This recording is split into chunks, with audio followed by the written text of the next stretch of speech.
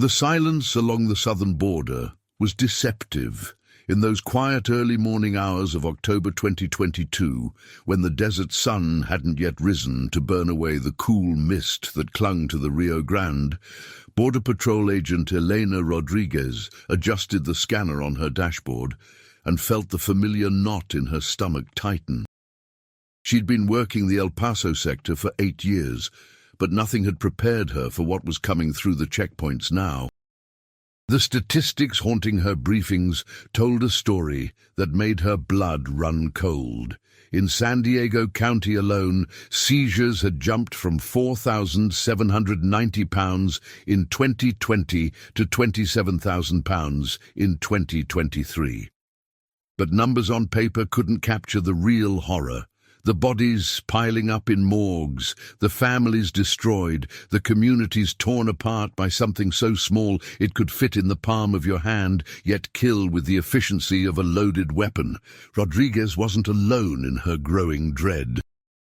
From the Pacific beaches of San Diego to the desert crossings of Nogales, Arizona, and the urban sprawl surrounding El Paso, Texas, federal agents were witnessing something unprecedented.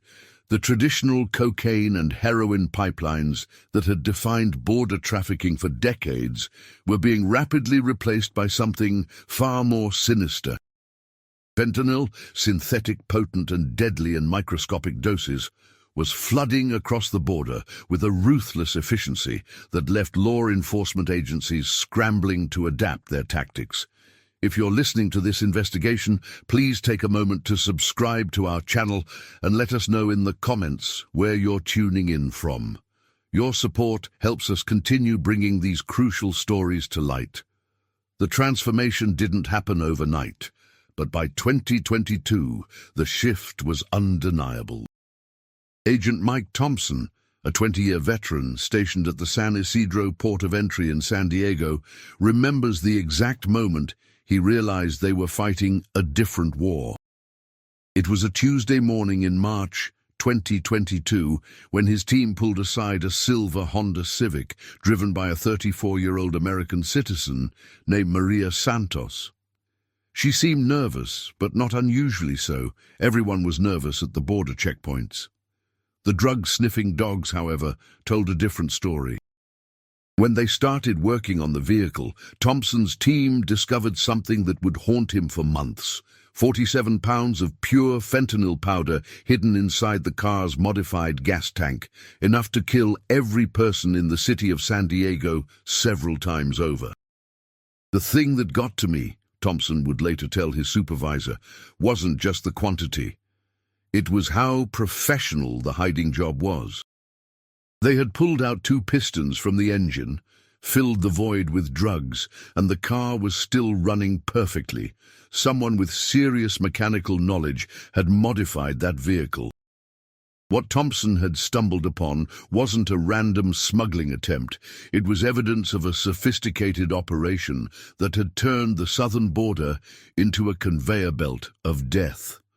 The pattern was repeating itself across the 3 major crossing points that formed the backbone of the fentanyl pipeline.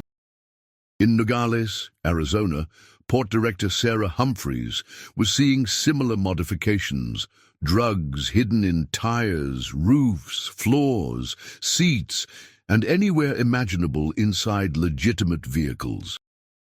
The smugglers weren't relying on desperate migrants carrying backpacks through the desert, though that did happen occasionally. Instead, they were using legal border crossers, American citizens and legal residents who could pass through the ports of entry without raising suspicion.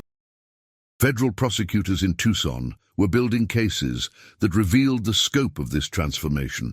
In May 2023, they announced charges against 10 people caught in Operation Blue Lotus, an enforcement effort launched by Homeland Security Secretary Alejandro Mayorkas. 5 were United States citizens, 5 were Mexican nationals with permanent residency or other legal authorization to be in the country. These weren't desperate people seeking a better life. They were willing participants in a supply chain that was methodically poisoning American communities. The geography of the crisis painted a stark picture. California and Arizona portions of the border accounted for 87% of all fentanyl intercepted at the United States border. San Diego County had become what federal prosecutors called the national epicenter of fentanyl trafficking, seizing more than 2,300 kilograms in 2022 alone, nearly 60% of all trafficked fentanyl nationwide. The proximity to the source meant that the drug supply in San Diego and surrounding regions was likely closer to the original trafficked product, containing fewer adulterants and contaminants than what reached communities further inland. But the statistics only told part of the story. The human cost was staggering and accelerating. In San Diego alone, there had been a 2,375% increase in fentanyl overdose deaths over 5 years, leading up to 2024. El Paso County's overdose death rate nearly doubled from 11.3 to 21. 8 per 100,000 residents between 2018 to 2019 and 2022 to 2023, with 58% of these deaths involving fentanyl. The drug wasn't just killing users, it was destroying the fabric of entire communities along the border. Dr. Jennifer Martinez, a toxicologist working with the San Diego County Medical Examiner's Office, spent her days analyzing the chemical composition of seized drugs and the substances found in overdose victims. What she discovered through her analysis of nearly 5,000 drug samples submitted by local law enforcement between January 2021 and December 2022 painted a disturbing picture of how the fentanyl supply had evolved. The drugs weren't pure. They contained a cocktail of adulterants and other dangerous substances that made them even more unpredictable and lethal. We're seeing diacetylmorphine, heroin, as the most common adulterant, Dr. Martinez explained to her colleagues during a briefing in late 2022. But that's not the worst part. We're also finding fentanyl analogues like fluorofentanyl, acetylfentanyl, and benzylfentanyl. These have all been implicated in overdoses and deaths.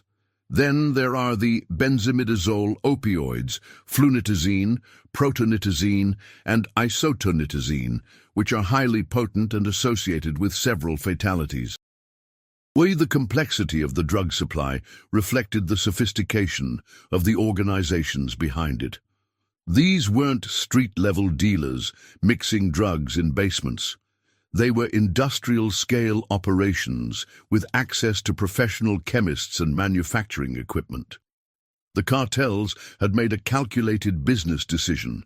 Synthetic drugs like fentanyl were easier to produce, transport, and conceal than plant-based drugs like cocaine or heroin.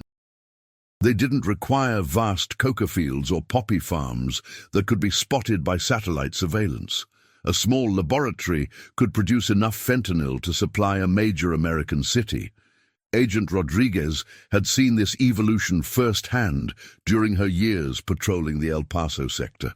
The traditional image of drug smuggling, migrants carrying backpacks through the desert, was increasingly becoming a distraction from the real pipeline. While the Border Patrol in Tucson did seize about 700 pounds of fentanyl in backpacks during 2022, that was just a small fraction of the 10,000 pounds seized at ports of entry in Arizona alone. The cartels had learned that it was far more efficient to hide their product in legal commerce than to risk losing it to desert patrols. They're able to hide the narcotics in legitimate travel, explained Troy Miller, the acting commissioner of Customs and Border Protection, during a briefing with federal agents. They're able to surveil the travelers. They have pre-existing logistics routes to move the narcotics quicker. It's less risky for them to use the ports of entry. This shift in tactics had caught many law enforcement agencies off guard. Traditional border security focused on preventing illegal crossings between ports of entry. But the real threat was now coming through legal crossing points. The cartels had weaponized the legitimate movement of people and goods across the border, turning everyday commerce into a delivery system for poison. In Nogales, Agent Carlos Mendoza had spent 3 years developing sources within the smuggling networks. What he learned from informants painted a picture of an organization that operated with corporate-level efficiency. The cartels had recruiters in American border towns looking for citizens or legal residents willing to drive across the border for what seemed like easy money. They offered anywhere from $5,000 to $20,000 for a single trip, depending on the quantity being transported. The recruiters were very careful, Agent Mendoza noted in his case files. They looked for people with clean records, stable employment, family ties to both sides of the border. They wanted drivers who wouldn't arouse suspicion at the checkpoints. They weren't looking for criminals. They were looking for people who appeared to be legitimate travelers. The recruitment process itself revealed the sophistication of the operation. Potential drivers underwent background checks more thorough than many legitimate employers conducted. The cartels wanted to know about financial problems, family obligations, legal troubles, anything that could be exploited to ensure compliance. Once recruited, drivers received detailed instructions about routes, timing, and behavior at checkpoints. They were coached on how to act natural, what to say if questioned, and how to respond to searches. But perhaps most chilling was what happened to drivers who got caught or tried to back out of agreements. Agent Mendoza's files contained testimony from several cooperating witnesses who described a system of intimidation that extended far beyond individual consequences. Families were threatened, addresses were noted, children's school schedules were documented.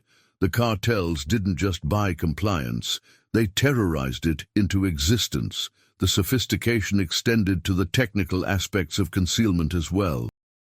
Federal agents were discovering modifications that required professional-level automotive knowledge. In one case that became legendary among border agents, smugglers had created a false floor in a pickup truck that was virtually undetectable without specialized equipment. The modification was so professional that it included proper weight distribution to avoid affecting the vehicle's handling characteristics. Vehicle Inspector James Sullivan, working at the Otay Mesa port of entry near San Diego, developed an almost supernatural ability to spot modified vehicles. After 15 years of searching cars, trucks, and commercial vehicles, he could sense when something wasn't right about a vehicle's proportions or the way it sat on its suspension. His intuition had led to some of the largest fentanyl seizures in the sector's history. "You learn to trust your gut," Sullivan explained to newer inspectors. "Sometimes it's the way the rear of the car sits a little lower than it should. Sometimes it's fresh welding marks that have been painted over. Sometimes it's just the driver's behavior. They're trying too hard to act normal." Sullivan's expertise had become crucial as the smugglers' techniques grew more sophisticated. In late 2022, his team discovered a modification that stunned even experienced investigators. Smugglers had replaced the spare tire in a minivan with a replica made entirely of compressed fentanyl powder. The fake tire looked completely authentic, down to the tread pattern and sidewall markings. Only a trained eye would notice that it was slightly too light and didn't have the proper give when pressed. The technical arms race between smugglers and law enforcement was accelerating. As border agents developed new detection methods, the cartels adapted with even more creative concealment techniques. X-ray machines that could see through vehicle panels led to the development of compartments lined with materials that wouldn't show up clearly on scans. Drug-sniffing dogs prompted the use of masking agents and sealed containers that prevented scent from escaping. But technology alone couldn't solve the problem. The real challenge was the sheer volume of legitimate traffic flowing through the ports of entry. San Isidro, the busiest land border crossing in the world, processed more than 100,000 people and 20,000 vehicles on typical days. Nogales handled thousands of commercial trucks carrying legitimate trade between Mexico and the United States. El Paso's bridges processed a constant stream of workers, shoppers, and business travelers moving between the two countries. In this environment, thorough searches of every vehicle were impossible.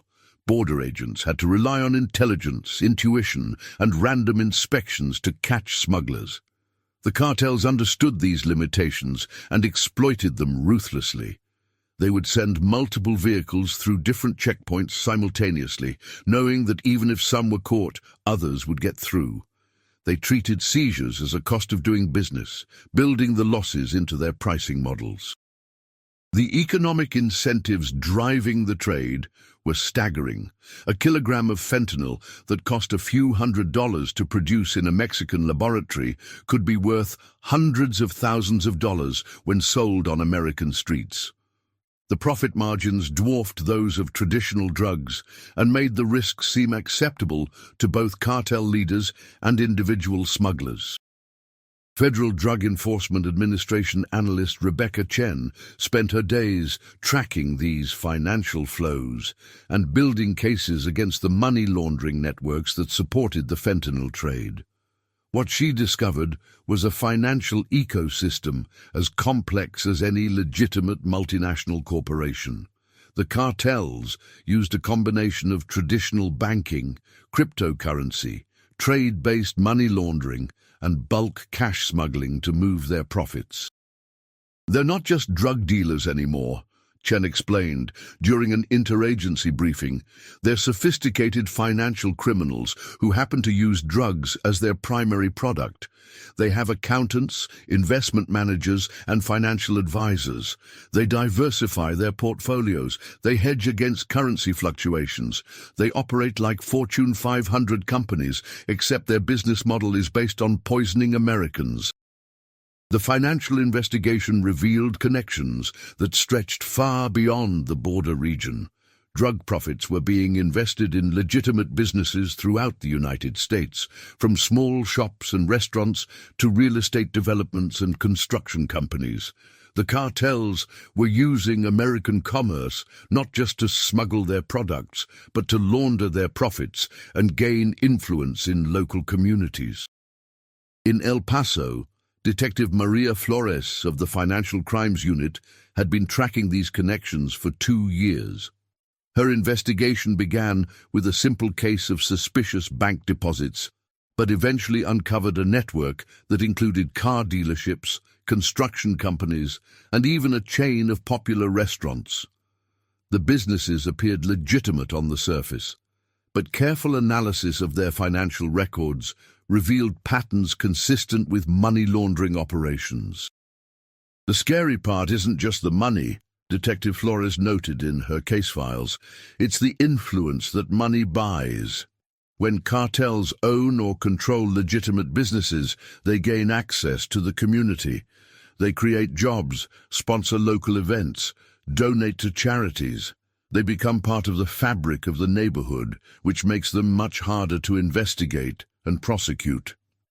This community infiltration created a climate of fear and silence that made law enforcement's job even more difficult. Witnesses were reluctant to come forward. Business owners were afraid to report suspicious activities. Even victims of drug-related crimes often refused to cooperate with investigations, fearing retaliation not just against themselves, but against their families and communities. The fear was not irrational. Agent Rodriguez had seen the consequences of speaking out against cartel operations. In 2023, a small business owner in El Paso who had reported suspicious activities at a neighboring warehouse found his store vandalized and his family threatened. The message was clear: cooperation with law enforcement would not be tolerated. This atmosphere of intimidation extended into the Mexican side of the border as well, where journalists who reported on drug trafficking routinely faced death threats and violence. The silence imposed by cartel intimidation created an information blackout that made it difficult for American authorities to understand the full scope of the operations they were fighting. But even in this environment of fear, some individuals found the courage to speak out. Carmen Rodriguez, a social worker in Nogales who had lost her teenage nephew to a fentanyl overdose, began documenting the impact of the crisis on her community. Her reports painted a devastating picture of families torn apart and young lives cut short by a substance many had never heard of before it killed their loved ones. The hardest part, Carmen would tell anyone who would listen, is explaining to a parent that their child died from something that looks like a prescription pill. They keep asking how this could happen, how something so small could be so deadly. I don't have good answers for them. Carmen's documentation efforts eventually caught the attention of federal investigators, who were struggling to understand the human impact of the crisis they were fighting. Her detailed accounts of overdose deaths, family disruption, and community trauma provided crucial context for law enforcement agencies that often focused on seizure statistics and arrest numbers rather than the broader social consequences of the fentanyl epidemic. The collaboration between community members like Carmen and federal agents like Rodriguez represented a new approach to fighting the fentanyl pipeline. Traditional law enforcement tactics focused on interdiction and arrest were proving insufficient against an enemy that could adapt faster than agencies could respond. Success required building trust with communities, gathering intelligence from multiple sources, and understanding the social and economic factors that made the drug trade attractive to recruits. This realization led to the development of new strategies that combined enforcement with community engagement. In San Diego, federal agents began working closely with community organizations to identify early signs of cartel recruitment and provide alternatives for young people who might be vulnerable to involvement in smuggling operations. In El Paso, social workers and law enforcement collaborated to develop intervention programs for families affected by drug trafficking. The approach was showing promising results by 2024, but the challenge remained enormous. The fentanyl pipeline across the southern border represented more than just a law enforcement problem. It was a public health crisis, a national security threat, and a humanitarian disaster rolled into one. The organizations behind it possessed resources, sophistication, and ruthlessness that challenged every aspect of American border security. Agent Rodriguez, now promoted to a supervisory role overseeing multi-agency task forces, often reflected on how much had changed since that quiet morning in October 2022, when she first began to grasp the scope of what they were fighting. The statistics were still grim.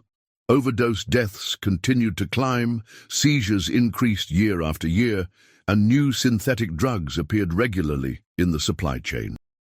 But there were also signs of progress, more sophisticated detection methods, better intelligence sharing between agencies, stronger partnerships with community organizations, and growing public awareness of the crisis. The battle was far from over, but the nature of the fight had evolved. Instead of a simple cat-and-mouse game between smugglers and border agents, it had become a complex struggle involving law enforcement, public health officials, community leaders, social workers, educators, and families affected by the crisis. The enemy was no longer just the cartels. It was the social and economic conditions that made their business model viable. Dr. Martinez, the toxicologist who had spent years analyzing the chemical evolution of the fentanyl supply, had begun working with public health officials to develop new strategies for addiction treatment and overdose prevention. Her scientific expertise, combined with the intelligence gathered by agents like Rodriguez and the community knowledge provided by advocates like Carmen, was creating a more comprehensive understanding of the crisis and more effective responses to it. The geographic focus on San Diego, Nogales, and El Paso had revealed patterns that were being replicated at crossing points throughout the southern border. The lessons learned in these three critical areas were being applied to strengthen defenses at other locations and disrupt the expansion of cartel operations into new territories. By the end of 2024, the fentanyl pipeline across the southern border remained one of the most significant challenges facing American law enforcement and public health officials. The cartels had proven their ability to adapt to changing enforcement tactics, exploit weaknesses in border security, and maintain profitable operations despite massive investments in interdiction efforts. But they were no longer operating in the shadows, unchallenged and unopposed.